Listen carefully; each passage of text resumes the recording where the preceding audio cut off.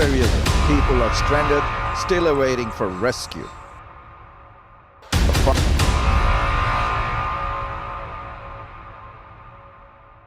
In southeast Bangladesh is one of the hardest.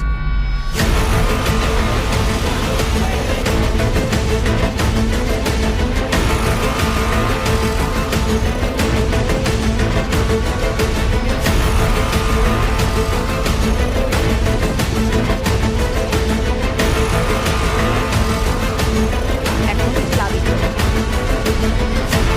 অঞ্চলগুলোতে বানের জোয়ারে ভেসে যাচ্ছে সবকিছু, যার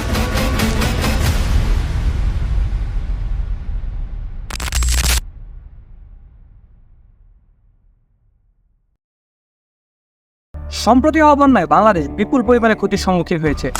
21 আগস্ট পর্যন্ত দীর্ঘস্থায়ী এবং ভারী বর্ষার কারণে বাংলাদেশের উত্তর পূর্ব এবং দক্ষিণ পূর্বাঞ্চলে 11টি জেলায় মারাত্মক ক্ষতি হয়েছে। উত্তর পূর্ব এবং দক্ষিণ পূর্ব অঞ্চলের প্রায় 4.94 মিলিয়ন মানুষ ক্ষতিগ্রস্ত হয়েছে। মোট 31 লক্ষ হেক্টর জমি প্রায় প্লাবিত হয়েছে। 9টি জেলায় প্রায় 92 লক্ষ মানুষ বিদ্যুৎহীন হয়ে পড়েছে। 1860টি সেল টাওয়ার পরিষেবার বাইরে ছিল। 12টি জেলায় 4624 কিলোমিটার সড়ক ক্ষতিগ্রস্ত হয়েছে এবং 7000টির বেশি স্কুল বন্ধ রয়েছে। তাহলে বুঝতেই পারছেন এই বন্যার কারণে বাংলাদেশ কতটা ক্ষতিগ্রস্ত হয়েছে। আগস্ট মাসে উত্তর পূর্ব ভারতের মেঘালয়, ত্রিপুরা, আসামে ভারী বৃষ্টিপাত হয় এবং যার ফলে জলবিদ্যুৎ কেন্দ্রের বাঁধ এবং ব্যারেজ খুলে দেওয়া হয়, যার ফলে বাংলাদেশের আন্তঃসীমান্ত নদীর 7টি নদীতে উজানের প্রবাহ 14 পয়েন্টের বিপদসীমা অতিক্রম করে। গোমতী নদীর একটি বাঁধ সহ অনেক বন্যা নিয়ন্ত্রণ বাঁধ ভেঙে পড়ে। তাহলে পুরো ঘটনাটি কি রাজনৈতিক নাকি প্রাকৃতিক? ভারত কি চাইলে বাংলাদেশে এত বড় ক্ষতি রোধ করতে পারত? ভারতের কি বাঁধ খুলে দেওয়া সত্যিই প্রয়োজনীয় ছিল?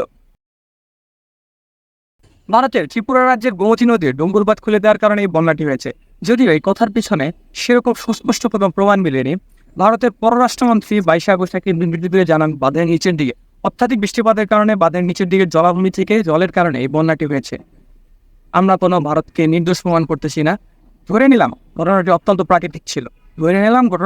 প্রাকৃতিক ছিল এবং ভারত বাধ্য ছিল এই কাজটি করতে, কিন্তু ভারত চাইলে বাংলাদেশের ক্ষয়ক্ষতি অনেকটা লাঘব করতে পারত। পানি নিয়ে এই শোষণ ভারতের নতুন কিছু নয়। ভারত যে আধুনিক জলদস্যু এতে কোনো সন্দেহ নেই।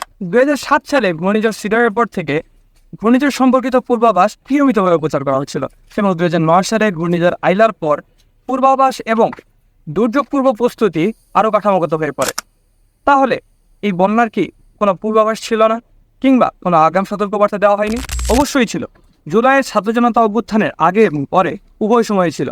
আগস্টের শুরুতে আবহাওয়া অধিদপ্তর বাংলাদেশের উত্তর মধ্য এবং দক্ষিণ পূর্বাঞ্চলে বাংলাদেশের স্বল্পমেয়াদী বন্যার পূর্বাভাস দিয়েছিল এবং south Asian climate Outlook forum এপ্রিলে তাদের পূর্বাভাস দিয়েছিল। তাহলে এত কিছুর পরেও কি বাংলাদেশ সেরকম কোনো প্রস্তুতি গ্রহণ করে না? বিষয়টি আসলে এমন নয়।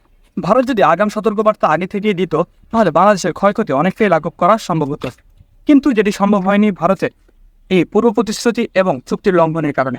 1972 সালে গঠিত বাংলাদেশ ভারত যৌথ নদী কমিশন এখন পর্যন্ত বাংলাদেশ ভারতের আন্তঃসীমান্ত নদীগুলোর বিষয়ে সঠিক সিদ্ধান্ত নিতে পারেনি। 1996 সালে বাংলাদেশ ভারত যে গঙ্গার পানিবণ্টন চুক্তিটি হয়, সেই চুক্তি অনুসারে বাংলাদেশ এবং ভারত উভয়ই নদীর ন্যায়সঙ্গত এবং স্বচ্ছ ব্যবস্থাপনার জন্য দায়ী।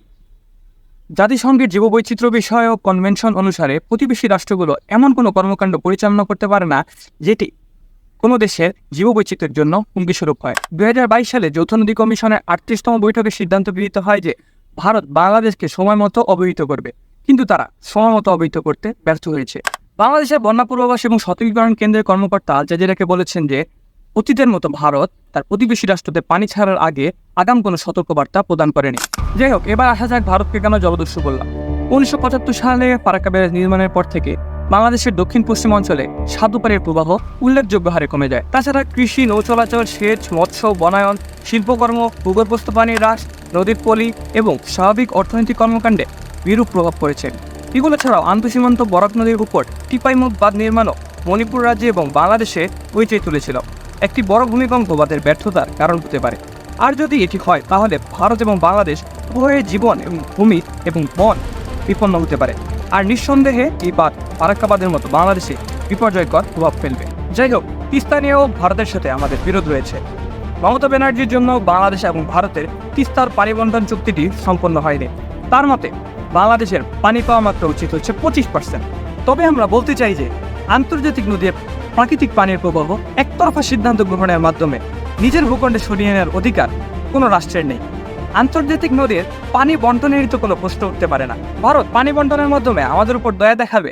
মোটেই নয়। আন্তর্জাতিক আইন কমিশন অনুচ্ছেদ 7 জোর দেয় যে রাষ্ট্রগুলো আন্তর্জাতিক নদীকে ন্যায়সঙ্গত এবং যুক্তিসঙ্গতভাবে ব্যবহার করবে। সেক্ষেত্রে পানি বন্টনের ক্ষেত্রে আমাদের ন্যায়সঙ্গত একটা অংশ পাওয়া আমাদের অধিকার, মোটেই দয়া নয়।